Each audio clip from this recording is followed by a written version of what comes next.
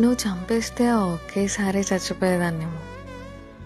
కానీ ఇలా చావుకి బ్రతుకుకి మధ్యలో వదిలేస్తే ఇది ఎలా ఉంది అంటే రోజు చస్తూ బ్రతుకుతున్న ఫీలింగే.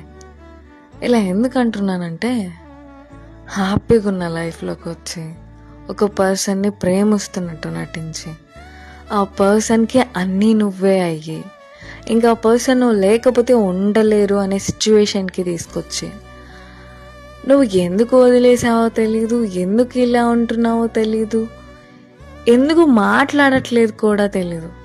నువ్వు ఆ పర్సన్కి ఎక్స్ప్లెయిన్ చేయకుండా నీ ఇష్టం వచ్చినట్టు నువ్వు హ్యాపీగా ఉంటు.